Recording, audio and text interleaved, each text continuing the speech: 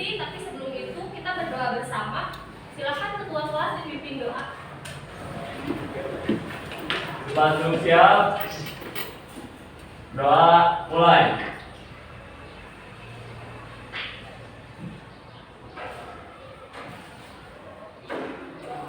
Selesai. Ucapan salam.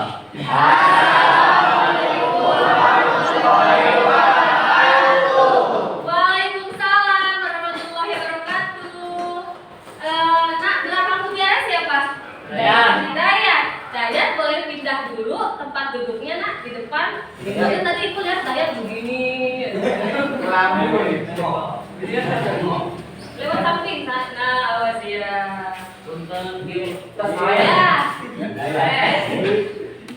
Baik, ibu cek kehadiran terlebih dahulu. Agam Miftahudin. Hadir. Alia. Hadir. Arya. Baik. Azahra. Daya. Ya. Elsa.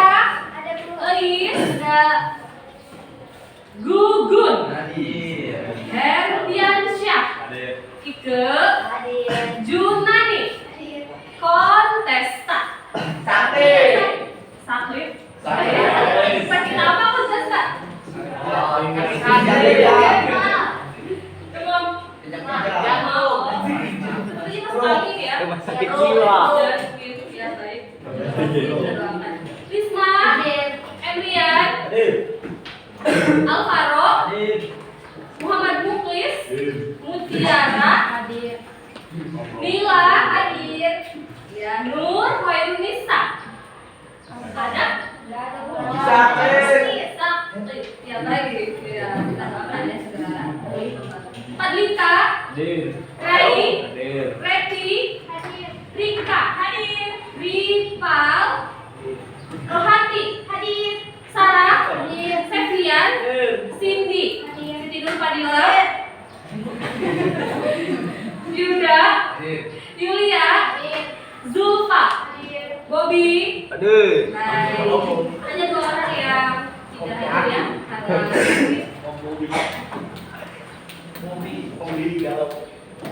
Dan cukup. Ya, baik.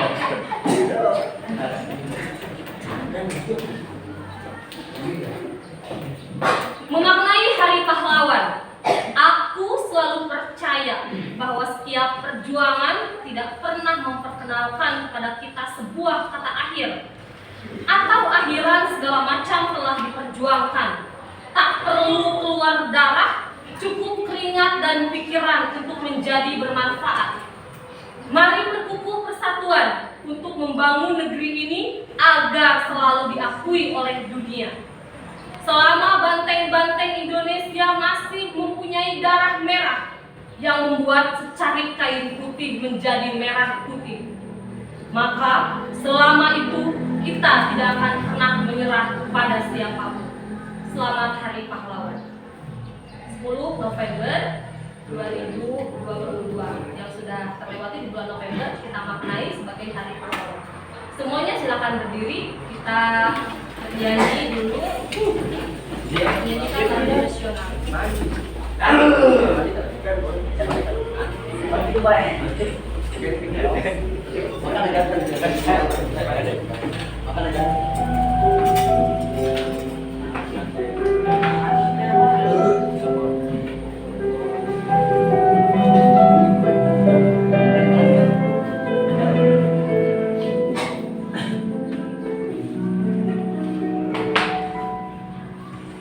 Betapa hatiku takkan pilu, selalu ku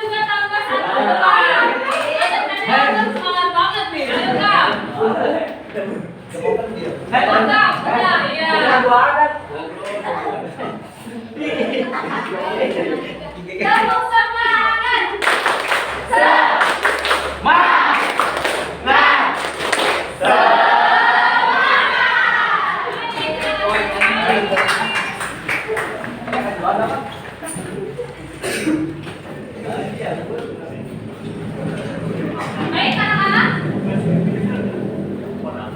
Ya, kompetensi dasar dan tujuan pembelajaran yang akan kita lakukan dan akan kita capai pada pertemuan hari ini. Untuk kompetensi dasar, ini yang pertama mengidentifikasi informasi atau pengetahuan dan urutan kejadian dalam teks eksplanasi. Adapun tujuan pembelajarannya melalui kejadian di lingkungan sekitar, peserta didik dapat menyebutkan, menunjukkan, dan mengidentifikasi pengertian, gagasan umum, dan ciri umum teks eksplanasi dengan tepat dan bertanggung jawab. Baik, sebelum kita masuk ke materi dan pembagian kelompok, terlebih dahulu Ibu akan menanyakan sesuatu mengenai proses pembelajaran sebelumnya. Kita bahas materi apa? Kita bahas apa? Ya, Ika. Pekan lalu kita belajar tentang penjelasan teks eksplanasi. Penjelasan teks eksplanasi. Teks eksplanasi itu teks yang menjelaskan apa? Ya, Ika. Teks eksplanasi itu teks yang berisi sebuah penjelasan-penjelasan lengkap mengenai suatu topik yang berhubungan dengan sebuah fenomena ataupun kejadian. Penjelasan lengkap mengenai suatu topik, fenomena atau kejadian. Agam. Nah, agam. Agam. Yang mau pindah? Ya, baik. Kejadian apa, fenomena apa yang dimaksudkan dalam teks eksplanasi? Ya, Zulfa. Bencana alam, fenomena sosial yang terjadi dalam keseharian. Bencana alam. Kemudian fenomena sosial juga yang terjadi dalam keseharian. Nah, pernahkah kalian mendengar atau kalian menyimak atau kalian membaca yang kalian dapati informasi mengenai suatu peristiwa atau kejadian yang terjadi di lingkungan sekitar kita? Nah, iya, agak. Tahu. Kejadian Misalnya apa? alam seperti gempa bumi dan angin puting beliung. Angin puting beliung, gempa bumi. Waktu kapan Agam mengalaminya, Agam? Beberapa bulan yang lalu. Apa yang Agam lakukan ketika ada angin puting beliung? Apakah Agam keluar? Aku angin puting beliung. Sampai itu, teman. Enggak, Bu. Bersembunyi di dalam rumah. Bersembunyi di dalam rumah. Itu berlindung dalam rumah. Baik, untuk itu angin puting beliung ya akan berbeda. Misalnya ketika kita menemukan fenomena alam gempa bumi, apakah kita akan bersembunyi di dalam rumah? Tidak. Apa yang kita lakukan? Pergi ke lapangan. Jalan. Pokoknya ke area yang terbuka ya. Baik. Ya, anak-anak, sebelum kita masuk pada materi, terlebih dahulu Ibu akan membagi kelompok.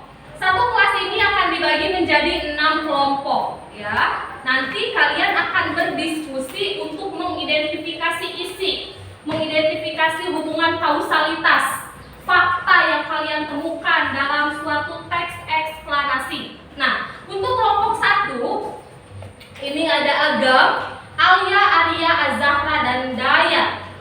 Kelompok 2 Elsa, Eis, Gugun, Herdiansyah, dan Ike. Kelompok 3 Junani, Kontesta, Lisma, Muhammad Rian, dan Muhammad Alvaro. Kemudian kelompok 4 Muhammad Muklis, Mutiara, Nila Sari, Nur Hoir, Nisa, Padlika, dan Bobby. Bukan Boban ya, Bobby ya. Baik. Kelompok 5 Rai, Reti, Rika, Ripal, Rohati, ya, dan Yulia. Dan terakhir kelompok 6 Sarah, Septian, Cindy, Siti Nur Fadilah, Yuda, dan Zulfa. Ya, Ibu harapkan tidak menuai protes karena tentu ini sudah Ibu bagi dengan seadil-adilnya untuk pembagian kelompok pada pertemuan kita hari ini. Ya, baik anak-anak, silakan untuk duduk dengan kelompoknya masing-masing untuk memudahkan komunikasi dan diskusinya. Dan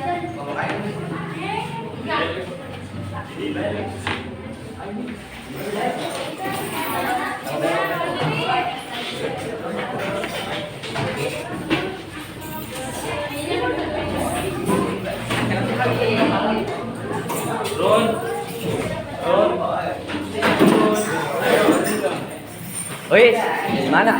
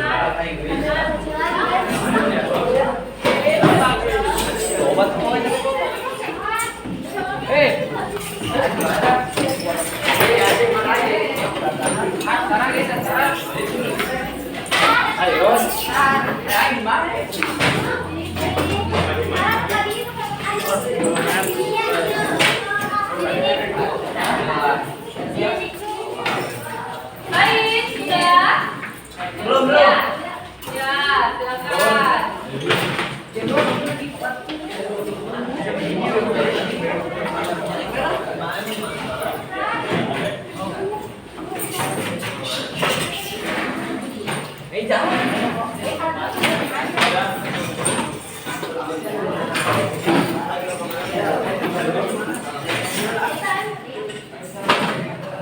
Baik, kelompok satu mana kelompok satu? Ya, kelompoknya enggak. Kelompok empat.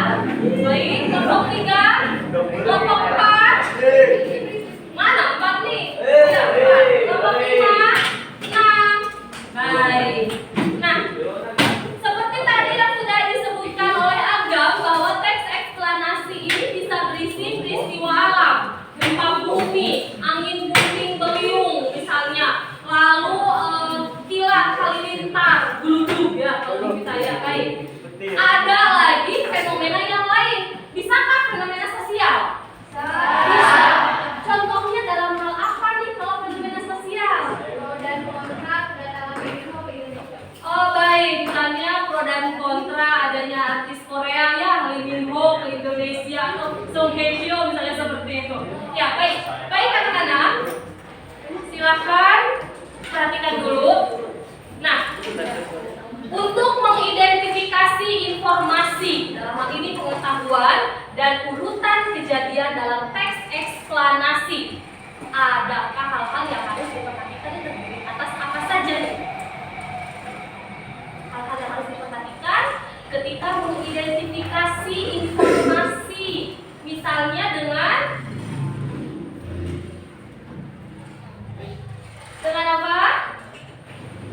Ya, Lila. Membaca dengan seksama informasi yang termuat dalam teks eksplanasi. Baik. Dan mencermati banyak fakta dengan pernyataan-pernyataan yang memiliki hubungan kausalitas. Baik. Beri tepuk tangan dulu. Ya. Kurang semangat, sekali lagi.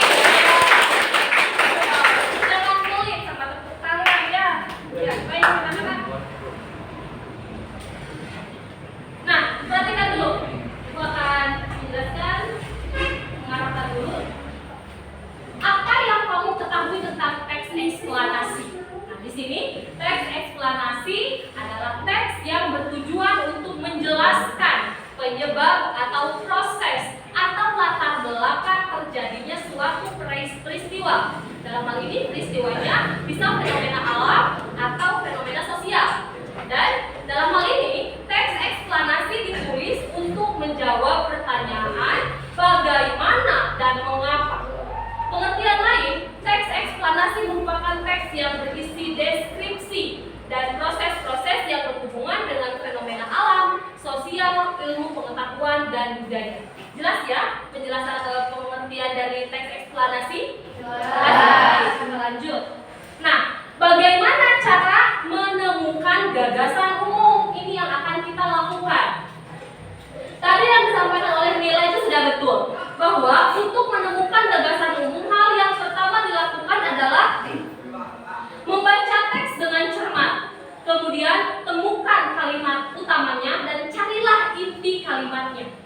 Nah, apakah itu gagasan umum? Gagasan umum di sini merupakan gagasan yang menjadi dasar pengembangan suatu paragraf. Ketika kalian menjumpai gagasan umum, pikiran utama, ide pokok, ide gagasan itu sama ya, merujuk pada itu. Baik, lanjut. Nah, ciri-ciri fakta. Teks eksplanasi itu memuat fakta. Tidak ada kiasan, tidak ada imajinatif, tidak ada. Karena itu berisi rangkaian peristiwa. Yang tentunya rangkaian peristiwa itu bersifat fakta. Ya, bukan bersifat opini. Kayaknya gempa itu kira-kira kemungkinan, nah itu kan opini ya. Ketika ada kata mungkin atau kira-kira atau kemungkinan, tetapi ketika memuat fakta itu jelas, ada waktunya. Nah, mari kita lihat. Ciri-ciri fakta sebagai berikut. Dapat dibuktikan kebenarannya, kemudian mempunyai data yang akurat, baik waktu, tanggal, tempat, dan peristiwanya. Kemudian yang ketiga, dikumpulkan dari narasumber yang terpercaya. 4, bersifat objektif. 5, biasanya dapat menjawab pertanyaan adik Simba. Adik Simba itu A-nya apa? Kemudian di mana? Kenapa? Siapa? Mengapa? Bagaimana? Pinter sekali.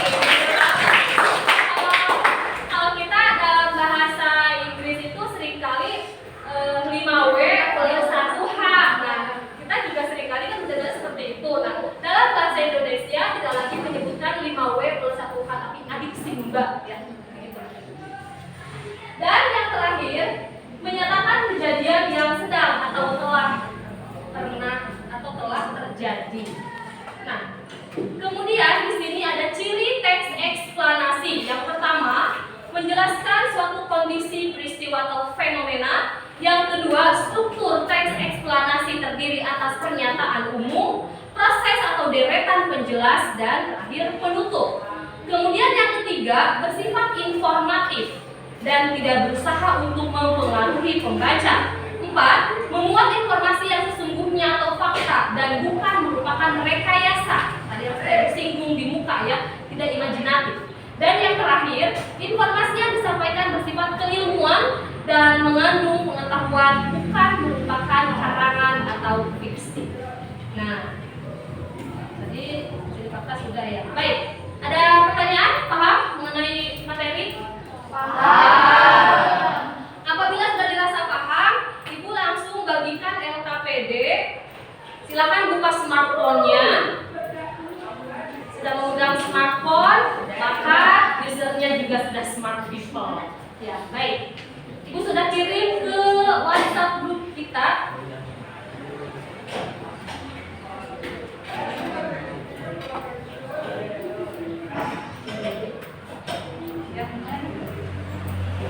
LKPD-nya silakan diisi nama dan anggota kelompoknya masing-masing. Kemudian di sini ada 2 teks eksplanasi ya. Baik. Silakan kalian jawab teks tersebut. Silakan. Dimulai dari sekarang. Ini langsung jawaban. Iya, boleh langsung jawabannya saja.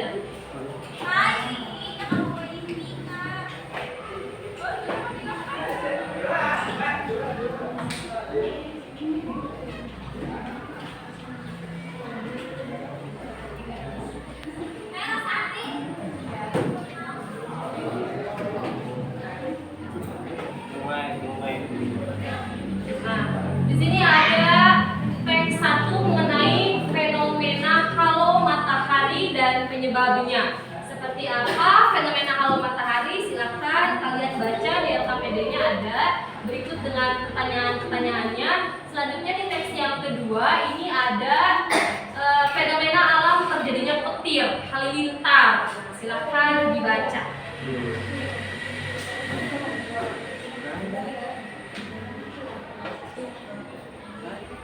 Baik, terlebih dahulu Ibu akan menampilkan video.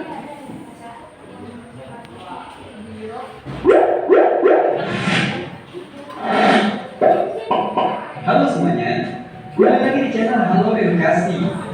Belum lama ini, sekitar bulan April 2020, warga Bandung dihebohkan dengan fenomena halo matahari. Beberapa orang mengaitkan fenomena ini merupakan suatu tanda akan berakhirnya pandemi COVID-19 yang saat ini melanda seluruh negeri. Namun benarkah demikian?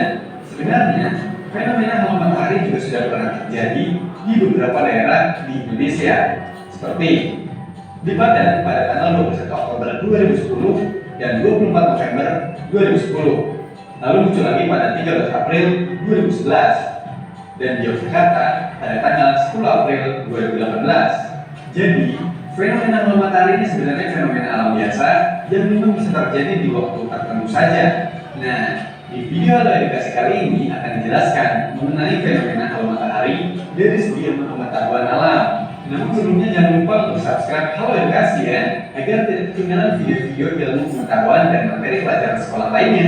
Fenomena halo matahari merupakan fenomena di mana matahari dikelilingi oleh cahaya yang berbentuk lingkaran bundar di sekitarnya.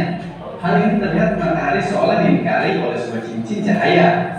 Jadi, halo matahari merupakan sebuah fenomena optis yang berupa lingkaran cahaya di sekitar matahari.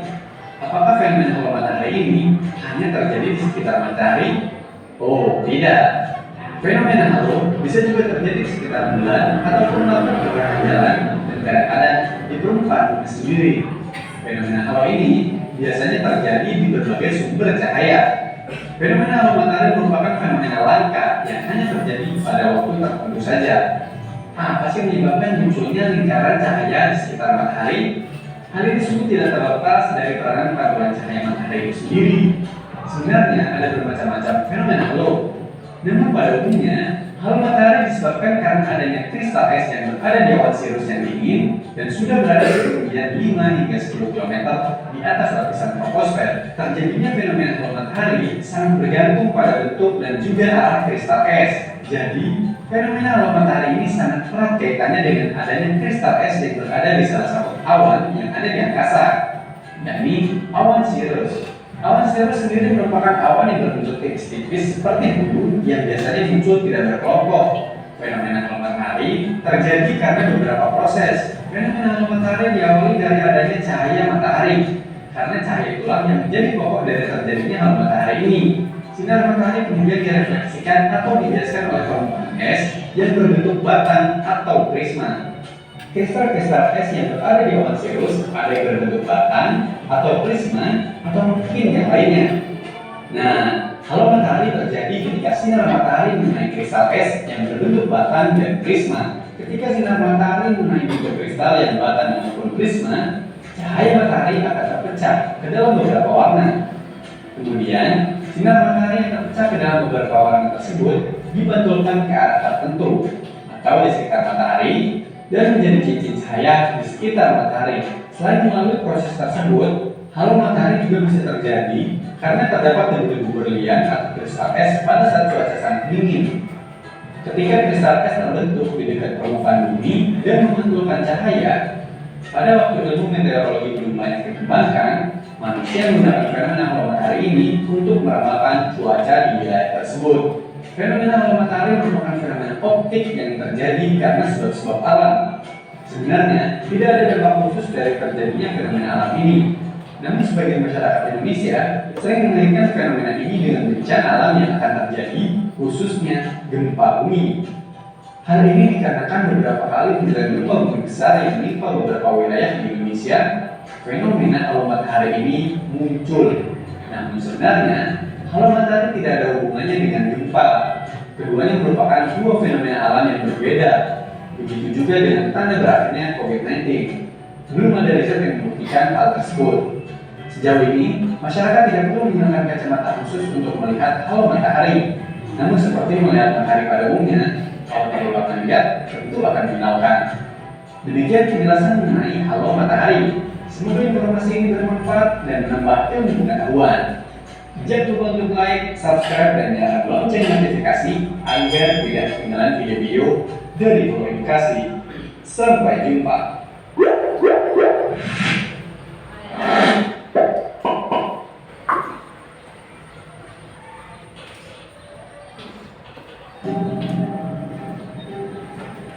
Wah, pemandangannya syahdu banget. Sembari makan angin, kamu dan temanmu memandangi langit. Ada apa nih? Gak biasa-biasanya deh. Sang mentari dikelilingi berkas cincin mirip pelangi. Lihat tuh, temanmu yang dari tadi mainan ponsel langsung mendongakkan kepalanya. Jangan lihat langsung. Udah stop ya, katanya. Lagi ada halo matahari tuh. Kamu gak punya payung segede gaban sebagai pelindungmu kan? Halo matahari akan muncul beberapa saat sebelum badai salju atau hujan badai menerjang. Fenomena alam ini terbentuk oleh gumpalan awan yang berasal dari miliaran kristal es pada ketinggian 6 km. Cahaya matahari yang melewatinya kemudian dicampurkan dan dibiaskan seperti pada proses terbentuknya pelangi. Ingat baik-baik ya, jangan melihat halo matahari dengan mata telanjang. Penampilannya memang bisa menggoda iman sih, karena jarang-jarang kan ada fenomena alam secantik ini. Tapi sinar ultravioletnya sangat membahayakan karena bisa menggoyak jaringan retinamu. Akibatnya bisa sangat fatal. Pakai aja kacamata cenggermu itu, dijamin deh semuanya bakal aman terkendali. Biasanya, halo matahari berlangsung selama 40 menit. Gumpalan awan serupa juga kadang mengitari bulan, menghiasi langit malam dengan cincinnya yang mencekam. Semesta telah menampakkan pertandanya dalam berbagai rupa. Kalau kamu mengamati banyak pohon berbentuk huruf J, kemungkinan di situ akan ada tanah longsor. Tanah di bawahnya terus bergerak sehingga pepohonannya bisa tumbuh dengan cara uniknya sendiri. Kalau kamu kebetulan ada di dekat situ, segera menjauh dan cari tanah datar. Tapi gak apa-apa juga sih kalau kamu punya kekuatan super. Kamu sudah ada di pinggir pantai, hamparan pasir putih bermandikan terik mentari. Lalu tiba-tiba air lautnya menyusut dan langsung menjauhi garis pantai. Beragam karang, ikan kecil dan hewan laut lain bisa terlihat dengan jelas. Kalau mendeteksi tanda-tanda ini, segera saja menjauh. Kemungkinan besar tsunami sudah sangat dekat. Peristiwa ini disebabkan oleh gempa bumi di bawah air dan bisa menyapu daratan dengan kecepatan 800 km per jam.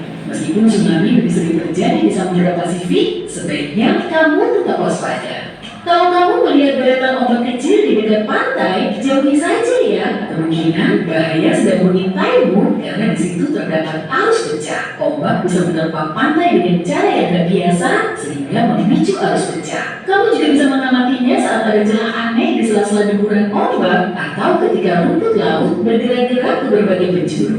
Saat berada di situasi seperti itu, usahakan tetap mengampung dan jangan boroskan energimu dengan melawan arus. Sambil terus menepi, usahakan tetap mencari pertolongan.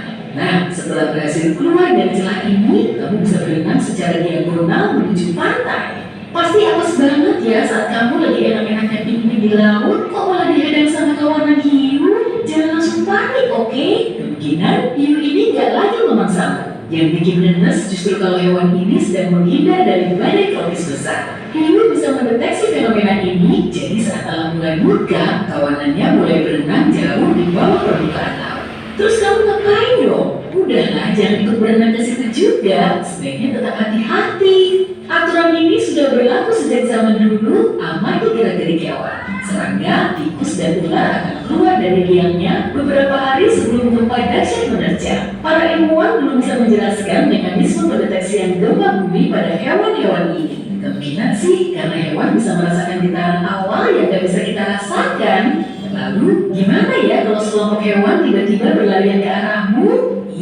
Kemungkinan sih kamu lagi jadi sasaran empuknya. Atau bisa juga karena ada kebakaran besar. Amfibi seperti katak, kodok, dan salamander akan mencari perlindungan dengan bersembunyi di bawah tanah, sedangkan hewan lain akan kabur terpilih-pilih. Sebelum ikut-ikutan kabur, pastikan kamu melihat asapnya ya. Jangan sampai kamu jadi heboh sendiri padahal gak ada apa-apa.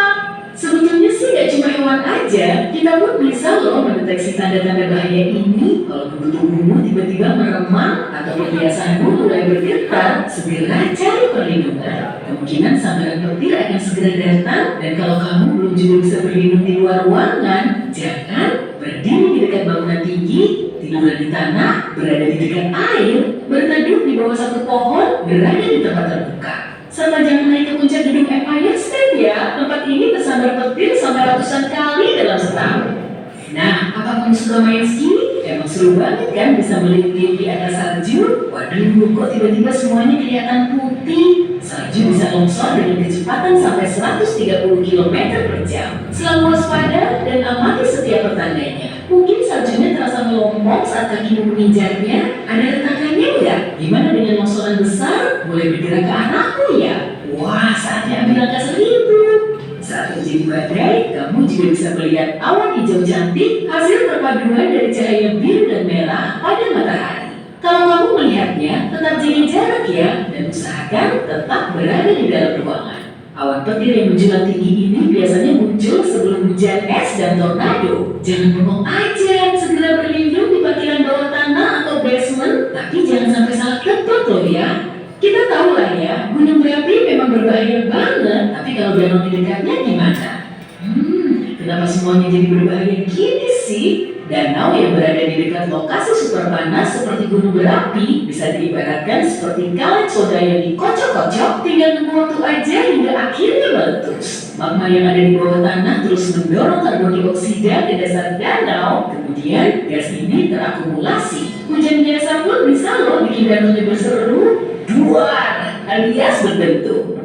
Kita bisa menyelam, berenang, dan bersnorkeling di laut biru, tapi kondisi di laut sangat sulit diprediksi. Dua arus ombak yang saling bertemu bisa memicu krosi atau gelombang laut persegi. Meski dari jauh kelihatan menawar, ombak ini bisa mengancam keselamatan para perenang, peselancar, dan kapal laut. Arus kuat terus bergolak di bawah permukaannya. Semisal kamu lagi asik menyusuri pantai, ya cerita keren selalu berawal dari pantai kan? Tiba-tiba kamu melihat gua. Widih, keren banget. Buruan dong masuk ke situ biar tahu isinya. Mending jangan deh. Saat bulan purnama, kemungkinan kamu akan terjebak di situ. Fase bulan bisa mempengaruhi pasang air laut dan akibat Akibatnya, permukaan gua akan terlihat lebih rendah. Kamu pun jadi lebih gampang untuk memasukinya. Tapi, mending jangan ambil risiko deh. Salah-salah kamu malah akan terjebak di situ selama satu purnama. Semoga yang ini gak selama satu purnamanya Rangga dan Cinta di AADC ya. Walau termasuk salah satu fenomena alam yang bisa bikin kita berdecak kagum sekaligus senam jantung. Wujudnya sangat misterius dan bikin penasaran. Memangnya seberapa sering sih kamu akan bisa melihat awan seunik ini? Tapi yang jelas, kamu harus segera memikir. Saat badai petir, uang laut ini bertengger lebih rendah dari awan lain. Diameternya bisa sampai 8 km. Kalau awannya mulai berpilih, gak akan ada yang tahu pasti kamu akan mendarat di mana. Pada tahun 2009 lalu, seorang pria asal Italia sedang duduk di dapur rumahnya. Tiba-tiba dia melihat cahaya berkendaran di langit. Dengan gercep, dia langsung membawa keluarganya ke tempat aman. Beberapa detik kemudian, gempa super dahsyat menerjang seluruh kawasan tersebut. Keluarganya selamat berkat reaksi cepatnya karena dia tahu cahaya yang berkendaran ini sebenarnya jadi pertanda kalau gempa dahsyat akan segera datang. Cahaya misterius ini sebetulnya telah dideteksi banyak orang sejak lama, bahkan ada yang mengiranya sebagai tanda yang berasal dari luar angkasa. Awalnya, para ilmuwan gak terlalu menggubrisnya. Tapi setelah ada fotografi, bukti kemunculannya semakin banyak. Mereka langsung bisa menarik benang merahnya, dan saat cahaya ini muncul, tak lama kemudian, gempa bumi pun menerjang. Setelah menggali lebih dalam, akhirnya mereka bisa membuka catatan cahaya gempa yang terjadi ratusan tahun yang lalu. Kobaran api kebiruan akan keluar dari tanah beberapa saat sebelum gempa. Serem juga ya. Laut lagi nih. Gimana dong? Gak apa-apa lah ya. Jangan coba-coba nyemplung ke laut kalau airnya terlihat coklat kemerahan. Fenomena pasang merah ini disebabkan oleh alga beracun dan kamu bisa melihatnya di seluruh dunia. Alga beracun ini bisa muncul meskipun warna lautnya biasa-biasa aja. Kalau sampai alga ini menempel di tubuhmu, kesehatanmu bisa terganggu. Segera basuh tubuhmu pakai air bersih ya.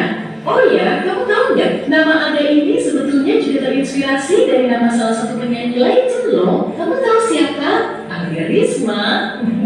Please, jangan serius-serius amat lah.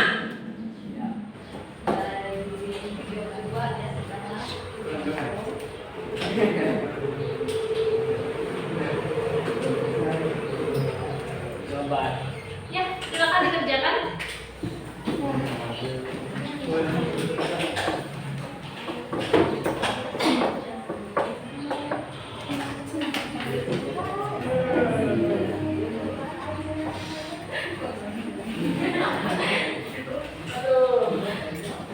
Kelompok film ada masalah terkendala? Nggak ada, bukan ada ya. Aman? Kelompok apa dok? Aman bu. Ya, baik. Silakan lanjut. Dan, akan boleh kamar mandi dulu, nah boleh. Kebelat. Ya.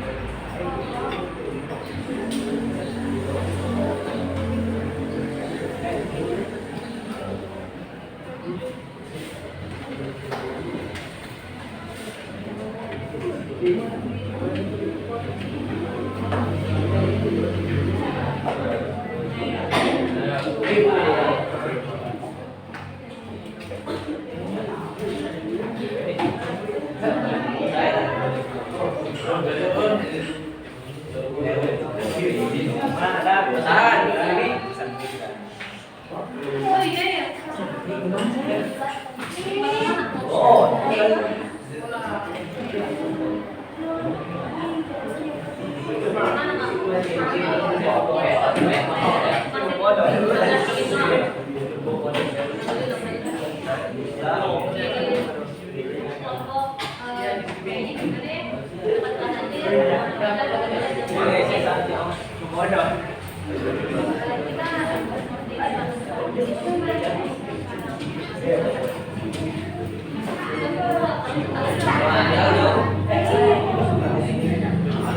Kelompoknya Ike, nah ada kendala?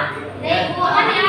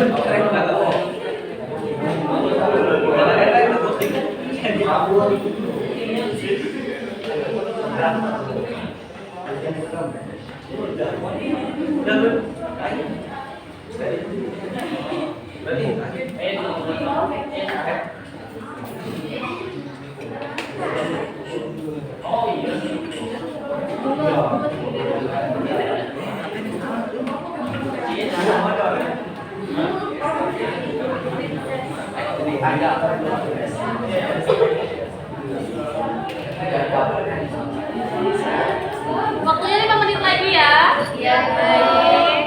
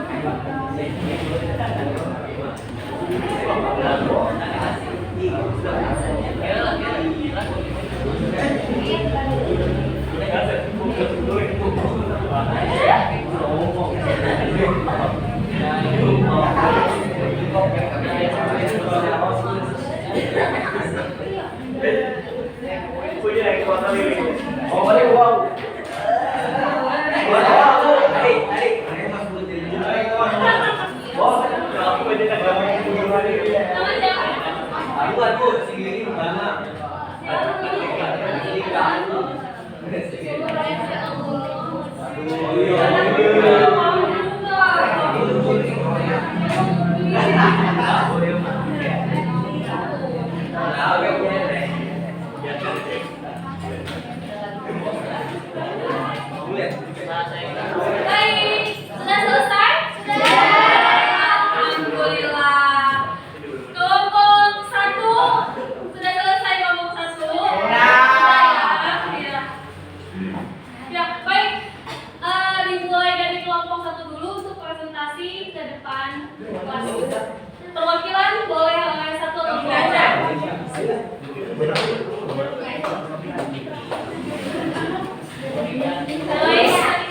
Nah, boleh dibaca dulu ya. Alia mengambil teks yang mana? Teks 1 atau teks 2? Yang Halo Matahari ya. Baik. Kalian bisa pilih salah satu nih ya. Jadi boleh Halo Matahari atau Halo Matahari. Bacakan dulu nak teksnya. Nah. Mengenal fenomena halo matahari dan penyebabnya. Masyarakat Nusa Dua kembali dibuat pikir dengan penampilan fenomena halo matahari pada Minggu 30 bulan Januari tanggal 30 bulan Januari. Fenomena alam tersebut membuat posisi matahari berada di tengah lingkaran besar menyerupai cincin. Fenomena serupa pernah terjadi di banyak daerah. Lalu, apa penyebab matahari dikelilingi lingkaran seperti cincin? Koordinator Badan Data dan Informasi Balai Besar BMKG BBKMG Wilayah 3 Denpasar Bali 1 Nomor Widrajaya menjelaskan bahwa matahari adalah fenomena optis berupa lingkaran cahaya di sekitar matahari dikarenakan ada pembiasan sinar matahari oleh awan lapisan. Awan yang membiasakan sinar matahari itu biasa disebut awan cumulus yang berada pada ketinggian sekitar 6.000 meter dari permukaan bumi. Cukup tingginya awan sirkus ini sehingga membentuk partikel yang sangat dingin dan biasanya berbentuk kristal es. Kartawijaya saat dikonfirmasi seluruh bulan 31 awan sirkus sangat dingin. Inilah yang membiaskan cahaya matahari sehingga membentuk seperti cincin yang melingkari matahari. Proses terjadinya fenomena halo matahari dilansir dari situs bmkg.co.id. Fenomena halo matahari diawali dari adanya cahaya matahari yang kemudian direfleksikan atau dibiaskan oleh kristal-kristal es yang berbentuk batang atau prisma. Sinar matahari kemudian terpecah ke dalam beberapa warna dan dipantulkan ke arah tertentu di sekitar matahari dan menjadi cincin cahaya di sekitar matahari. Fenomena halo matahari jarang muncul di daerah tropis, namun di belahan bumi lain seperti di Eropa, peristiwa ini sering terjadi. Selain terjadi dalam bentuk lingkaran lurus dengan bagian pinggir berwarna pelangi, halo bisa terwujud sebuah lingkaran dengan pusat pada cahaya matahari. Baik, untuk pertanyaannya dari teks 1. Nah, di sini apa yang dimaksud dengan teks eksplanasi? Jawaban kelompok 1 itu adalah teks eksplanasi adalah teks yang bertujuan untuk menjelaskan penyebab atau proses atau latar belakang terjadinya suatu peristiwa, fenomena alam dan fenomena sosial. Teks eksplanasi harus untuk menjawab pertanyaan bagaimana dan mengapa. Baik, untuk pertanyaan kedua, jelaskan ciri umum teks eksplanasi. Untuk pertanyaan kedua, kelompok A menjawab menjelaskan suatu kondisi peristiwa atau fenomena di mana kondisi itu memiliki struktur teks eksplanasi yang terdiri atas pernyataan umum, proses atau deretan yang jelas dan bentuk. Lalu ada bersifat informatif dan tidak berusaha untuk mempengaruhi pembaca. Lalu ada membuat informasi yang sesungguhnya atau ada bukan bersama biasa. Lalu ada informasi yang disampaikan bersifat keilmuan yang mengantar hakikat dan Nomor 3, apa gagasan umum teks eksplanasi berjudul fenomena? Mengenal fenomena halo matahari dan penyebabnya? Gagasan umumnya adalah posisi matahari berada di tengah lingkaran besar menyerupai cincin, dikarenakan ada pembiasan sinar matahari oleh awan lapisan tinggi. Awan yang membiaskan sinar matahari itu biasa disebut awan Sirius yang berada pada ketinggian sekitar 6.000 meter dari permukaan bumi. Cukup tingginya awan Sirius ini sehingga membentuk partikel yang sangat tumbuh dan biasanya berbentuk kristal es. Itu di paragraf Baik, selanjutnya untuk membuat dua pertanyaan berkaitan dengan fenomena halo matahari. Kapan biasanya fenomena halo matahari dapat terjadi? Bagaimana dampak atau akibat yang ditimbulkan dari adanya fenomena halo matahari dan berapa lama proses fenomena halo matahari dapat terjadi? Baik, beri tepuk tangan. Sekali lagi. Kelompok Alia boleh kembali ke tempat duduk masing-masing ya. Selanjutnya, kelompok mana yang sudah siap? Ya, kelompok Nila. Ya. Nila teks 1 atau teks 2? Teks 2 ya.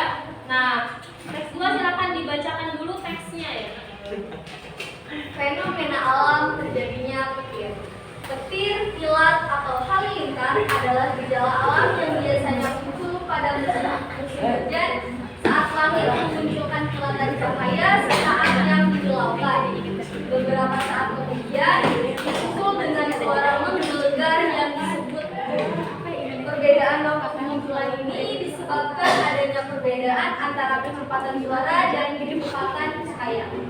Bahkan terjadi karena ada perbedaan potensial antara awan dan bumi atau dengan awan lainnya. Proses terjadinya muatan pada awan karena dia bergerak terus-menerus secara teratur. Dan selama pergerakannya, dia akan berinteraksi dengan awan lainnya sehingga muatan negatif akan berkumpul pada salah satu sisi, atas dan bawah. Sedangkan muatan positif berkumpul pada sisi sebaliknya. Jika perbedaan potensial antara awan dan bumi besar, maka akan terjadi pembuangan muatan negatif atau elektron dari awan ke bumi atau sebaliknya untuk mencapai kesetimbangan. Pada proses pembuangan muatan ini, media yang dilalui elektron adalah udara. Pada saat elektron mampu menembus ambang batas isolasi udara inilah terjadi ledakan suara. Petir lebih sering terjadi pada musim hujan karena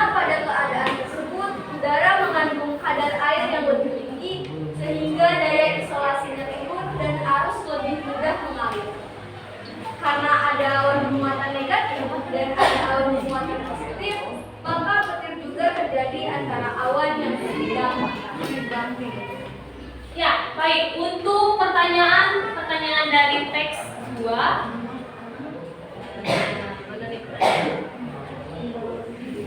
Ya, mengapa petir hanya ditemukan saat musim hujan?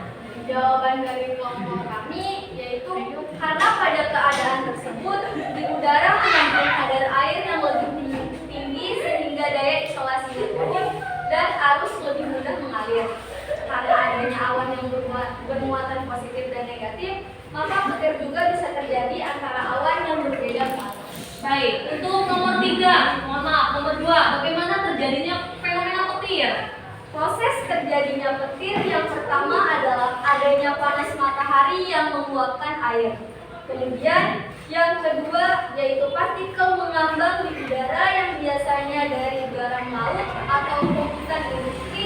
Serta ketiga adalah kelembaban suatu daerah. Selanjutnya, nomor 3, apa yang harus kita lakukan agar terhindar dari petir?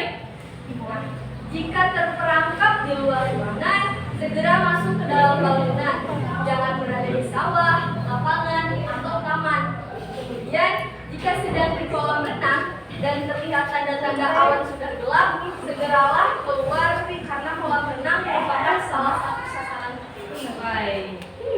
Kemudian, tentukan gagasan umum dalam teks yang berjudul fenomena alam terjadinya petir. Kelompok kami menjawab nomor 4 yaitu petir, kilat, atau halilintar adalah gejala alam yang biasanya muncul pada musim hujan. Baik, terakhir, tentukan fakta yang terdapat dalam fenomena alam terjadinya petir. Petir, kilat, atau halilintar adalah gejala alam yang biasanya muncul pada musim hujan saat langit memunculkan kilatan cahaya sesaat yang menyilaukan. Beberapa saat kemudian disusul dengan suara menggelegar yang disebut boom. Perbedaan waktu kemunculan ini disebabkan adanya perbedaan antara kecepatan suara dan kecepatan cahaya. Baik, tepuk tangan untuk jawaban yang benar. Baik, selanjutnya kelompok IKE. Kelompok IKE teks 1 atau teks 2? Teks 1 ya. Silakan di tempat duduk saja nah disampaikan jawaban-jawabannya nah.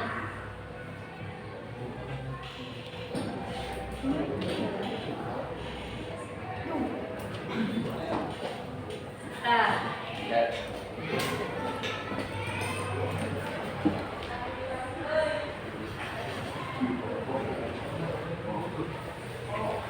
Ya silakan Ike. Untuk jawaban pertama, apa yang dimaksud dengan teks eksplanasi? Teks eksplanasi adalah teks yang bertujuan untuk menjelaskan penyebab atau proses atau latar belakang terjadinya suatu peristiwa fenomena alam dan juga fenomena sosial. Teks eksplanasi ini ditulis untuk menjawab pertanyaan bagaimana dan juga mengapa. Untuk soalan nomor 2, jelaskan ciri umum teks eksplanasi. Jawabannya itu untuk menjelaskan suatu kondisi peristiwa atau fenomena. Kemudian struktur teks eksplanasi ini terdiri atas pernyataan umum, proses, atau deretan penjelas dan juga penutup. Kemudian bersifat informatif dan tidak berusaha untuk mempengaruhi pembaca. Kemudian membuat informasi yang sesungguhnya atau fakta dan bukan merupakan rekayasa. Yang terakhir itu informasi yang disampaikan bersifat keilmuan yang mengandung pengetahuan dan bukan merupakan karangan ataupun fiksi. Untuk soal yang nomor 3, apa saja gagasan umum teks eksplanasi yang berjudul mengenai fenomena halo matahari dan juga penyebabnya? Jawaban kami itu karena posisi matahari berada di tengah lingkaran besar menyerupai cincin dikarenakan ada pembiasan sinar matahari dan oleh awan lapisan tinggi. Awan yang membiaskan sinar matahari itu biasanya disebut awan tipis cirrus yang berada pada ketinggian sekitar 6.000 meter dari permukaan bumi. Cukup tingginya awan tipis ini sehingga membentuk partikel yang sangat dingin dan biasanya berwujud kristal es. Untuk menjawab pertanyaan nomor 4, buatlah 2 daftar pertanyaan yang berkaitan dengan menunjukkan informasi dari teks eksplanasi yang berjudul mengenai fenomena halo matahari dan juga penyebabnya. Jawabannya itu apa biasanya fenomena halo matahari ini terjadi dan juga bagaimana dampak atau akibat yang ditimbulkan dari adanya fenomena halo matahari dan berapa lama proses fenomena halo matahari terjadi. Mungkin itu saja Ibu jawaban dari kelompok 2. Ya, baik, beri tepuk tangan. Ya, selanjutnya Ibu tunjuk kelompoknya Rika ya. Rika, kelompok Rika mau teks 1 teks 2 nih? Teks 2, silakan Nak. Boleh disampaikan, baik. Boleh.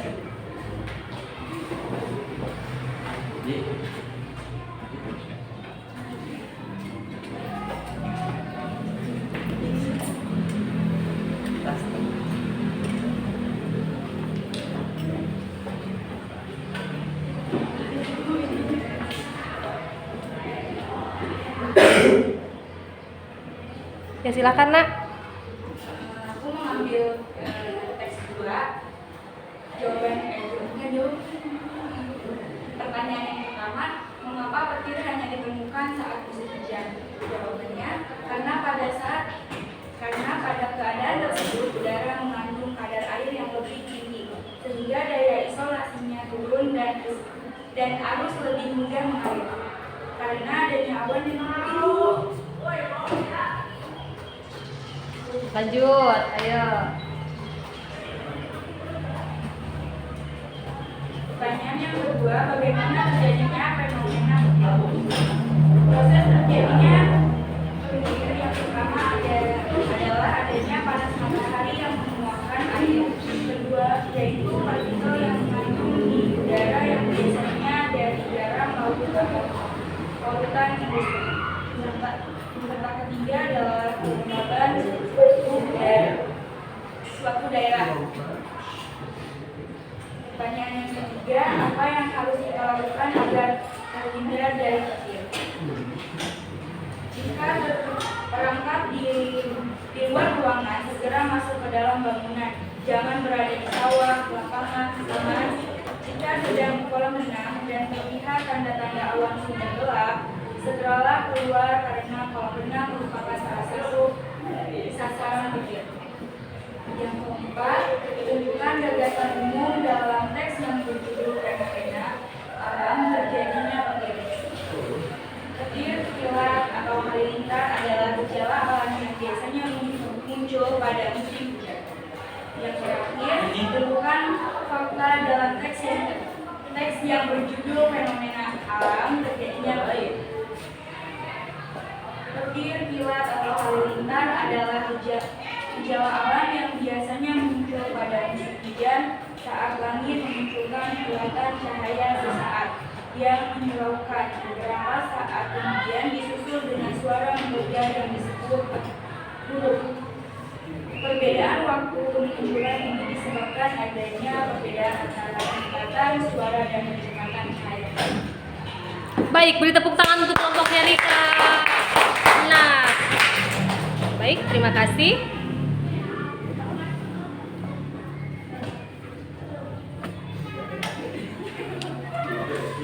Baik anak-anak, sudah cukup untuk presentasi dan pertemuan hari ini. Silakan kalian kembali ke tempat duduknya masing-masing. Kuncinya dilakukan lagi, ayo. Kumpulnya di mana,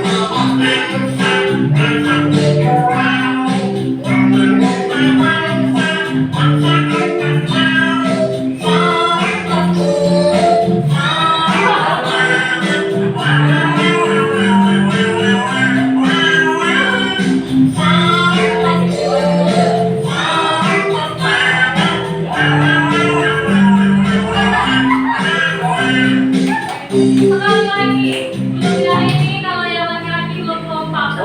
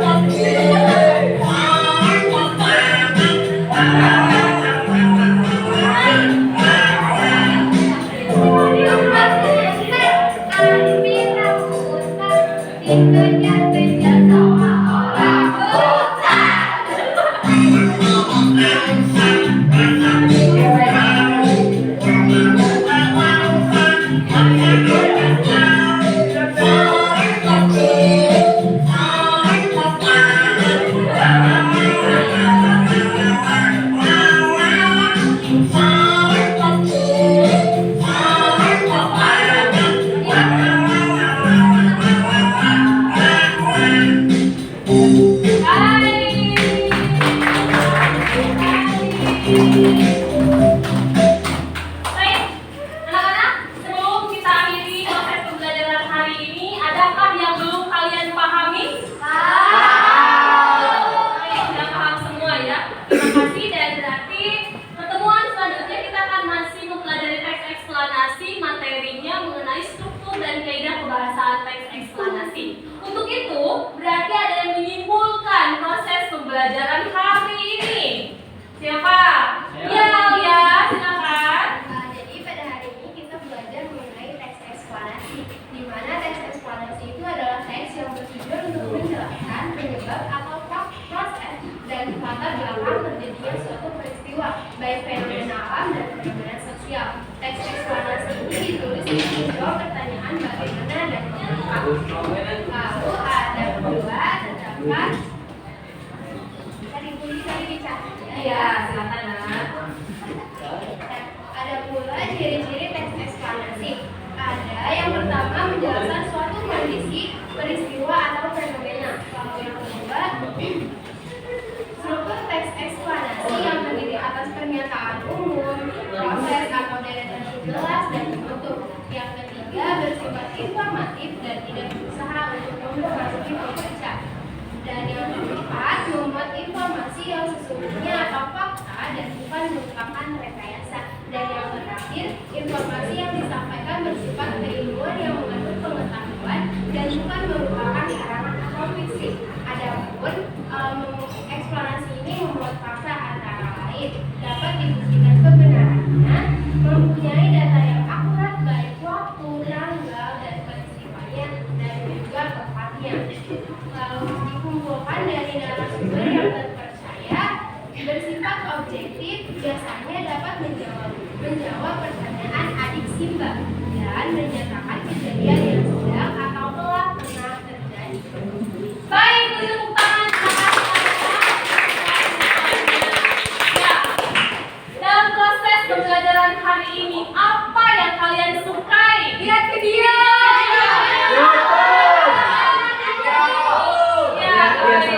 Suka dengan di akhir tadi ice cream? Suka. Baik anak-anak, untuk proses pembelajaran berikutnya silakan cari sumber yang